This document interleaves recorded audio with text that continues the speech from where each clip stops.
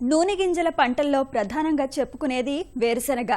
ఖరీఫ్ కంటే రబీలో గింజ నాణ్యత, అధిక దిగుబడులు పొందే అవకాశం ఉండడంతో రబీలో ఆరుతడి పంటగా అధిక శాతం రైతులు వేరుశనగ సాగుకు మొగ్గుతున్నారు. రబీ వేరుశనగ నుండి ఎకరాకు 20 నుండి 25 క్వింటాల అధిక దిగుబడులు పొందే అవకాశం ఉన్నప్పటికీ రైతులు చేపట్టే యాజమాన్య లోపాల వల్ల దిగుబడులు తక్కువగా ఉంటున్నాయి. సాగు చేసే ప్రాంతాన్ని బట్టి రకాలను ఎంచుకోవడం, విత్తన శుద్ధి, కలుపు యాజమాన్యం, ఎరువులు, సస్య రక్షణ చర్యలు సక్రమంగా పాటిస్తే రబీ వేరుశనగ నుండి ఆశించిన దిగుబడులు పొందే వీలుంటుంది. మరి ఉత్తర తెలంగాణ ప్రాంతంలో రబీ వేరుశనగ సాగు చేపట్టే రైతులు ఎలాంటి రకాలను ఎంచుకోవాలి, సాగులో మెలకువలేంటి అన్న వివరాలను మనకందిస్తున్నారు కరీంనగర్ జిల్లా జగిత్యాల వ్యవసాయ కళాశాల శాస్త్రవేత్త డాక్టర్ మల్లారెడ్డి. రబీ వేరుశనగ సాగుకు అనుకూలమైన నేలల గురించి మనం ఆలోచించినప్పుడు తేలికపాటి నేలలు, తర్వాత నీరు నిల్వ ఉండకుండా, మురుగునీరు చేరకుండా మంచి గాలి ప్రసరణ ఉన్న నేలలను మాత్రమే మనం ఎన్నుకోవాలి.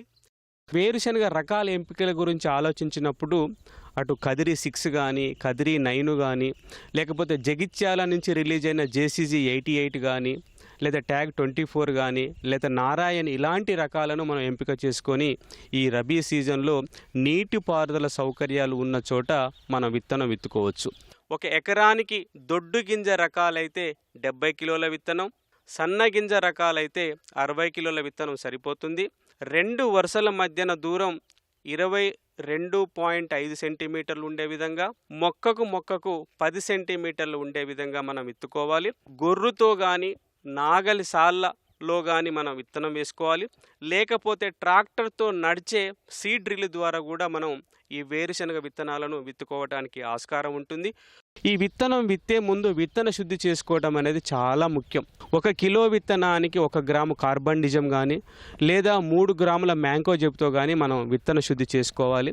అలాగే తేలికపాటి నేలల్లో వేరు పురుగు అనేది ప్రధానమైన సమస్య కాబట్టి అలాంటి ప్రాంతాల్లో 1 కిలో విత్తనానికి 6.5 మిల్లీలీటర్ల క్లోరోపైరిఫాస్తో కూడా మనం విత్తన శుద్ధి చేసుకోవడం చాలా అవసరం. దీనితో పాటు కొత్తగా నేలల్లో, అంటే కొత్తగా వేరుశనగ ఇంతకు ముందుకు సాగు చేయని నేలల్లో రైజోబియం కల్చర్తో కూడా మనం విత్తన శుద్ధి చేసుకోవాల్సిన ఆవశ్యకత ఉన్నది. 1 ఎకరానికి సరిపడే విత్తన మోతాదులో 1 కిలో రైజోబియం కల్చర్తోని మనం విత్తన శుద్ధి చేసుకున్నట్లయితే కొత్తగా సాగు చేసే ప్రాంతాల్లో వేరు బుడిపల్ల ఉధృతి ఎక్కువగా ఉంటుంది. ముఖ్యంగా నిద్రావస్థ ఉన్న రకాలను మాత్రం ఎంపిక చేసుకోకూడదు. ఒకవేళ ఏదైనా కారణం చేత నిద్రావస్థ ఉన్న రకం మనకు అందుబాటులో ఉన్నట్టయితే నిద్రావస్థ పోగొట్టడానికి 5 మిల్లీలీటర్ల ఇథరెల్ను 10 లీటర్ల నీటిలో కలిపి మనం 1 ఎకరానికి సరిపడే విత్తన మోతాదును 12 గంటల పాటు నానబెట్టినట్టయితే ఆ ఎంపిక చేసిన రకములో నిద్రావస్థ పోయి మొలక శాతం బాగా ఉంటుంది. మనం ఎంపిక చేసిన వేరుశనగ గింజల్లో కనీసం మొలకెత్తే శక్తి 85% ఉండాలి. అప్పుడే మనకు మొక్కల సాంద్రత ఆశించిన స్థాయిలో ఉండి దిగుబడులు బాగా రావడానికి ఆస్కారం ఉంటుంది. ఇక వేరుశనగలో ఎరువుల యాజమాన్యం, తర్వాత జిప్సం యాజమాన్యం అనేది చాలా ప్రముఖ పాత్ర వహిస్తుంది. 100 కిలోల సింగిల్ సూపర్ ఫాస్ఫేట్, 33 కిలోల మ్యూరేట్ ఆఫ్ పొటాష్తో పాటు 18 కిలోల యూరియాను మనం ఆఖరి దిక్కులో వేసుకోవాలి. మొక్క మొలచిన 30 రోజులకు 9 కిలోల యూరియాను పైపాటుగా వేస్తే దిగుబడి రావడానికి ఆస్కారం ఉంది. వేరుశనగ పూత దశలో, అంటే 30-35 రోజుల వయసులో 1 ఎకరానికి 200 కిలోల జిప్సమును 2 వరుసల మధ్యన వేసి అంతర కృషి చేసినట్లయితే ఈ జిప్సం అనేది మొక్క మొదలదగి ఎగదోయబడి దాని మీద మట్టి పడుతుంది. దీనితో పాటు సూక్ష్మ పోషకాలైన జింక్, తర్వాత ఐరన్ కూడా ప్రముఖ పాత్ర వహిస్తాయి. 1 లీటర్ నీటికి 2 గ్రాముల జింక్ సల్ఫేట్ను కలుపుకొని పంటపై వారం రోజుల వ్యవధిలో 2 సార్లు పిచికారణ చేసినట్టయితే ఈ పంట మీద వచ్చే జింకు ధాతు లోపాలు నివారించుకోవచ్చు. ఇదే కాకుండా మనం ఆఖరి దుక్కిలో కూడా 1 ఎకరానికి 20 కిలోల జింక్ సల్ఫేట్ని వేసుకొని కూడా మనం దిగుబడులు పెంపొందించుకోవడానికి ఆస్కారం ఉంటుంది.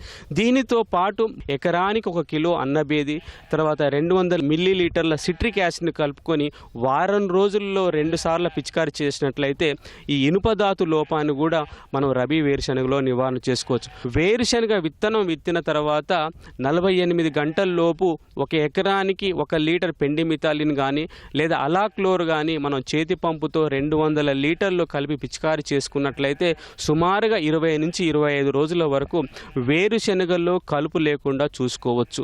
తర్వాత విత్తిన 20-25 రోజులకు వెడల్పాటి కలుపు ఉన్నట్లయితే ఒక ఎకరానికి 300 మిల్లీలీటర్ల ఇమాజితాపిర్ అనే మందును, లేకపోతే గడ్డి జాతి ఎక్కువగా ఉన్నట్లయితే 400 మిల్లీలీటర్ల క్విజాలపాప్ ఈథైల్ అనే మందును కలుపుకొని మనం పిచికారి చేసినట్లయితే మొలిచిన వేరుశనగలో ఇటు గడ్డి జాతిని అటు వెడల్పాటి కలుపు మొక్కలను కూడా నివారణ చేసుకోవచ్చు. ఇదే కాకుండా రబీ వేరుశనగలో నీటి అవసరాలు కూడా చాలా ఎక్కువగా ఉంటుంది. ఊడ దిగే దశ నుంచి కాయ అభివృద్ధి చెందే దశ వరకు నీటి ఎద్దడి లేకుండా, బెట్ట పరిస్థితులు లేకుండా మనం రబీ వేరుశనగను సాగు చేసుకోవాలి.